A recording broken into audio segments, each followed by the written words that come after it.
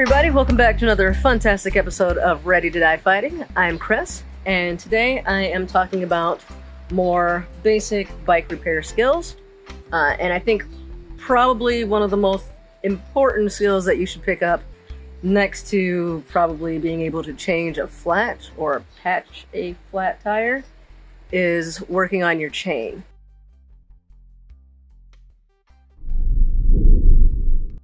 Chains slip, they need to be replaced every so often. One of the most basic maintenance things you can do is just keep it clean and well oiled. And so I'm just gonna kind of go over a little bit of that. Without your chain, you aren't going anywhere except for maybe coasting downhill. So this is, if you can only maintain one thing, learn to maintain your chain and learn to repair your tires. But that will be a different video. So you do need a few tools if you really want to take care of your chain. The most basic, minimal thing that you need is simply some oil. This is what I've been using. What's this called? Shield T9 oil. Let's see, it says it cleans, lubes, and protects, repels dirt and dust, and it's waterproof. So I've been using this for a little while. There's wet lube and there's dry lube. I have used dry lube. I like that in theory. It's basically, it goes on kind of like a liquid and then it dries, and it's basically like a graphite lubricant.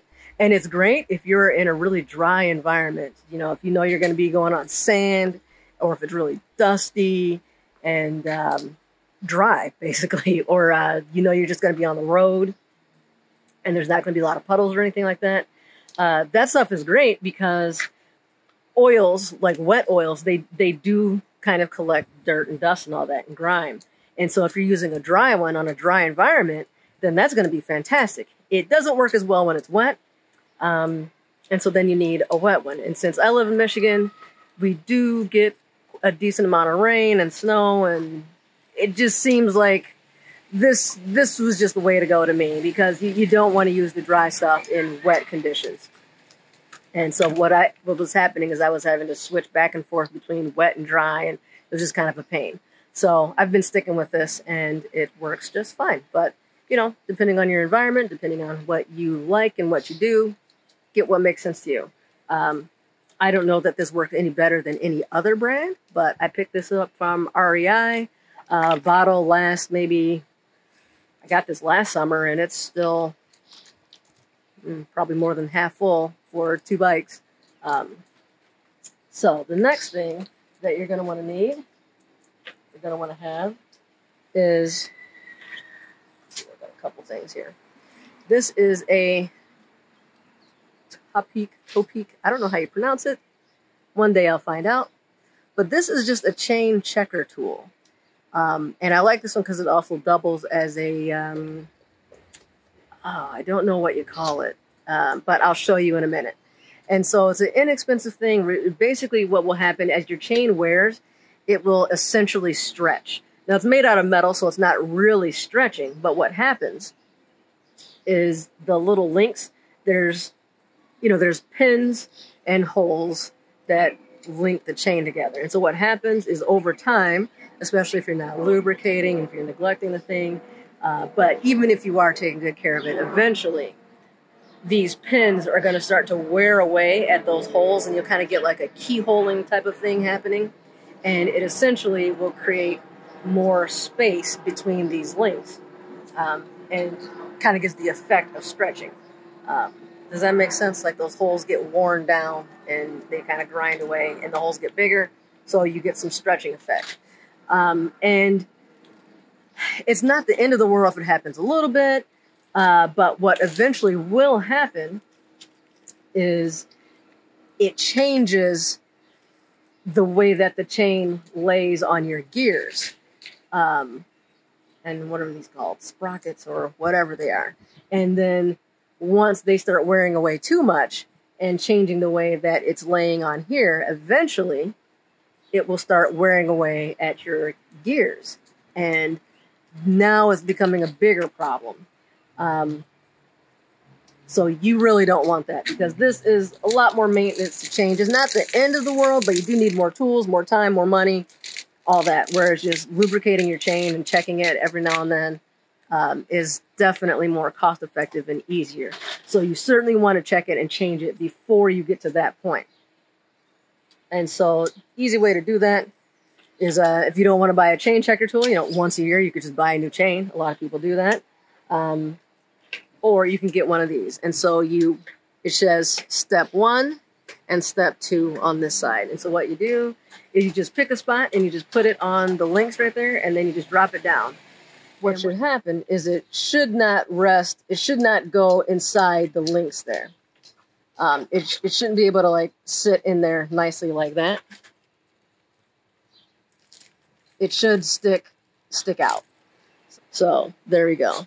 When you need to change your chain, you need a chain breaker tool. Now this one is also by Topeak, and I like it because it breaks apart, and that's pretty small and lightweight. And so this can fit in my bag or my pouch really easily.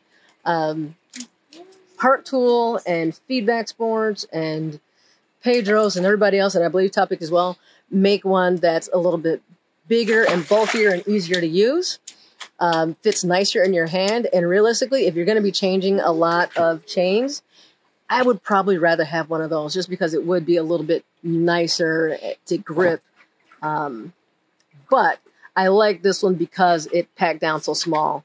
Part Tool also has one that packs really small. It's like just a little bit bigger than this, I think. I don't think it separates, but I think it's just got a little hand hold like right there. But this definitely works. And on my Alien tool, that also has a chain breaker, which I've actually never used. And so I think I'm going to try it out today and see how that does. Let's give it a go. Not so sure. We'll try it. We'll try it. Why not?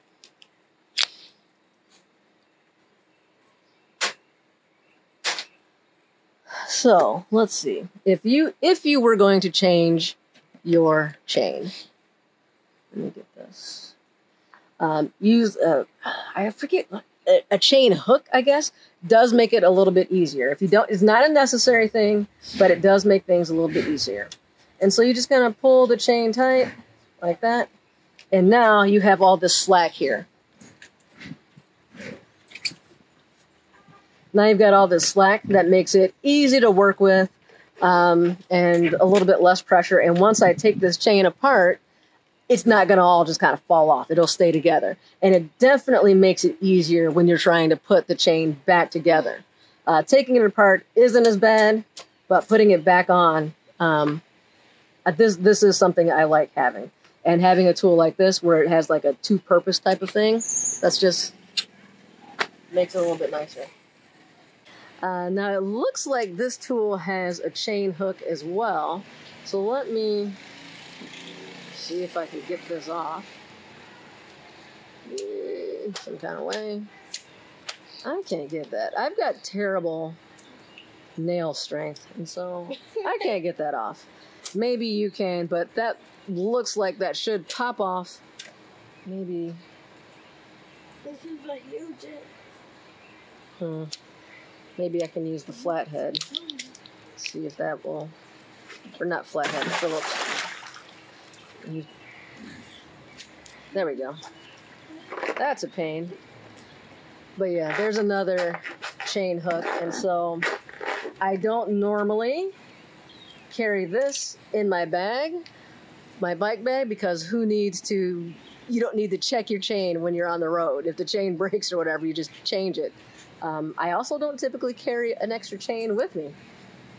So let's not use it. Let's pretend like we're on the road and this is all I have. So let's use this one. And I just pinch it like that, and there we go. And that works just fine. Perfect.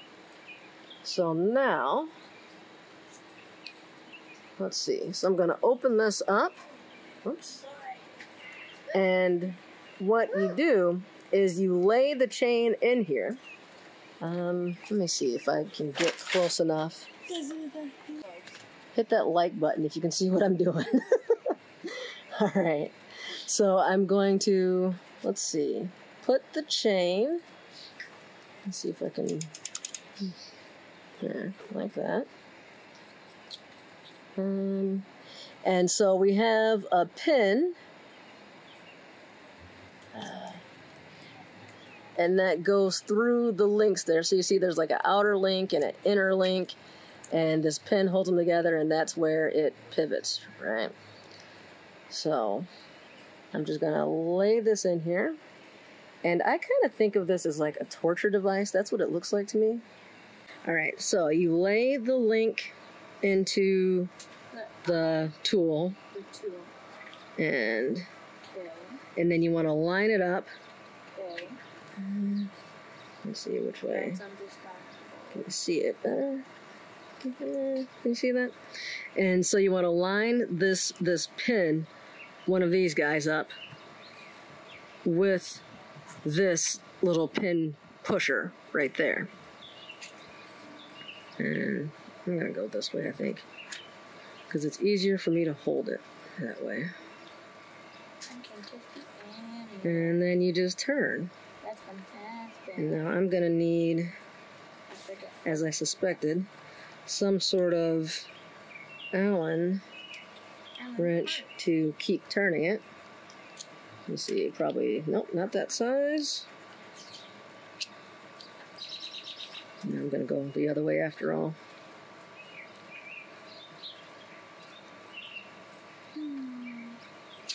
So Let's see. That size? That size works. Alright, and so you tighten that and you're pushing the pin out. Now you do want to be careful because you do not want the pin to come all the way out. Right. And so you want to watch it pretty carefully. I don't know if it's... And this pin should start coming out. Can you see it? Hopefully you can see it. We can. And once you get close, because like realistically, if you push the pin all the way out, it's not the end of the world. You can put it back in, but it's hard. So I started getting nervous once I get towards the end there. And I'll back it up at that point and see if I can wiggle it loose or if I need to keep taking it out. Because I don't want that pin coming out all the way. None of us do. And no, so I need to go some more.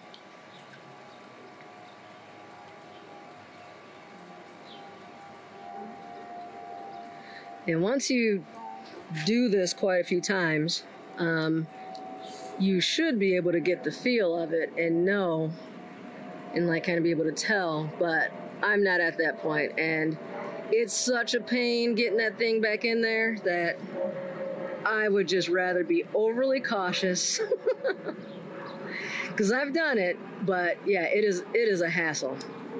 It is a hassle.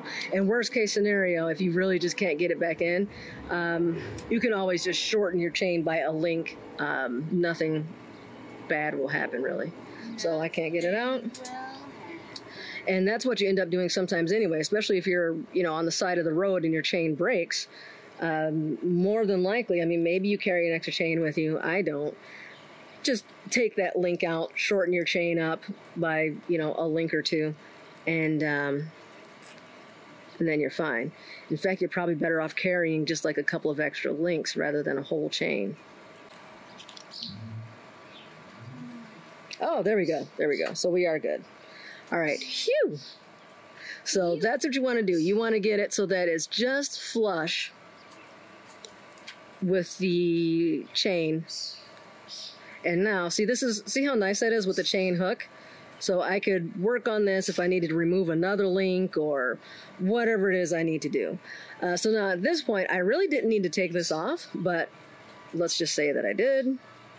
Remove that hook. I'm going to be careful with that, but it should stay in there. It shouldn't come out on its own. And you could take this off, and let's just say I put on a new chain, and then I pop it back on, run it through the gears as needed. You know, you're just following how it came through your, you know, through all these sprockets and everything. Just follow that path. Whoops. Oh dear. That's what you don't want to do. Right. Now, just gonna get my little chain hook once again.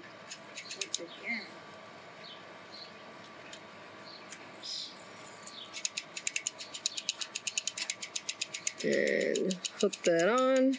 So now we can easily work on this and put it back. So then you just line that back up like so. Let's give us a little bit more room. And then you basically do the opposite. So put that back in this way. I'm going to open this up.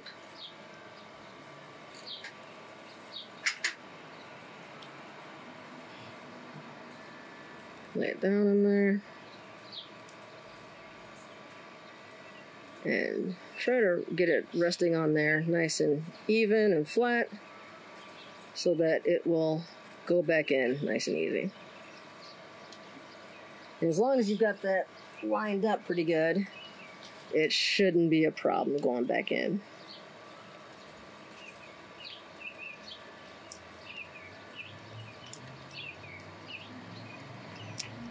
And there we go. That's about it.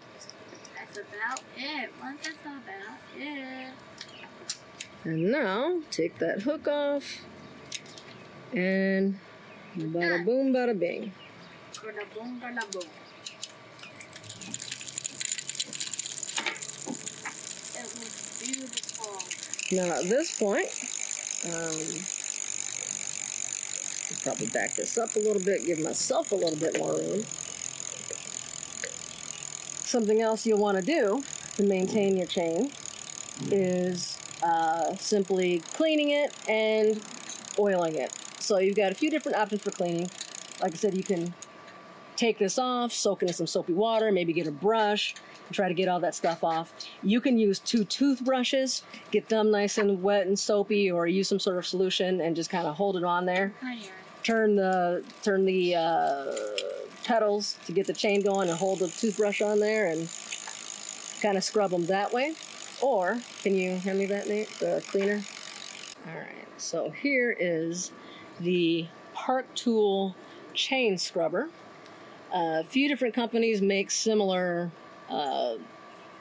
devices as this, and it's pretty easy to use, and I like it well enough. Pedro's has their version. I think it's called like a chain pig or something like that. I've never used it, but I think I would like it better. But I caught this on clearance, and so that's the one that I got. And I think as I say that I think I would like the Pedro's version better is because it has some sort of mechanism on there where it will sit on here and you can let go of it. This one, I have to hold it, which isn't a big deal, but it just seemed like it's a little bit nicer in my opinion. So what you do, it's got a fill line, and you can either fill that with soapy water or just clear water, or they also sell this solution, this bicycle chain and component cleaning fluid. And so this came as a kit, so I've been using this. Yay! So you just open this guy up like that, take the top off, give it a little shake, shake, shake. Shaky, shake, shake. Shake, shake, shake. Shake, shake, shake. Fill up to the line. Until you say, is that soap? It's a cleaning solution. And then you put your chain in here. Clamp it back on.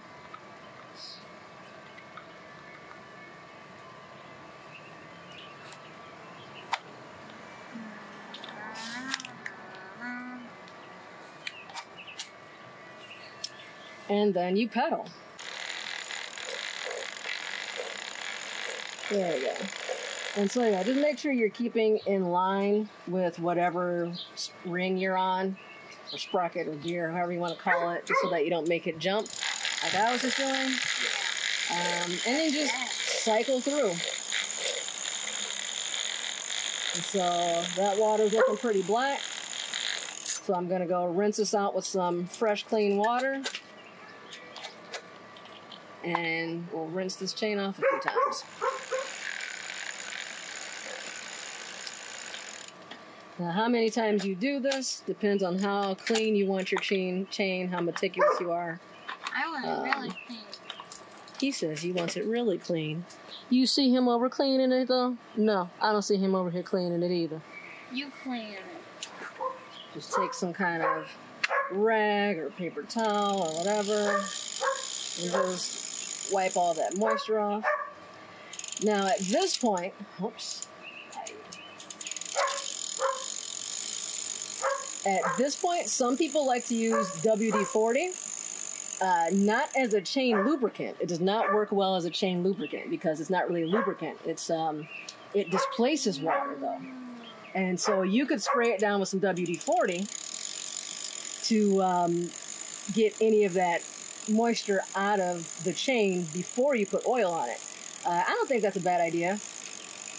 I've done it in the past. I'm probably not going to do it right now, because it looks like it's going to rain and we're about to go on a bike ride, and so it's going to get wet anyway, but whatever. For what? And now you just get some your oil, and basically you're just going to put a few drops, a drop on each link ideally. So are you going to go ahead and pedal? All right, go ahead. And so I just kind of squeeze the bottle a little bit and just go around a few times.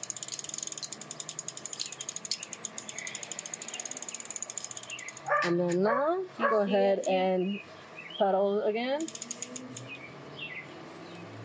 And just gonna remove any extra oil that might be on there. And that also kind of helps kind of smear it around, I suppose, and get it everywhere.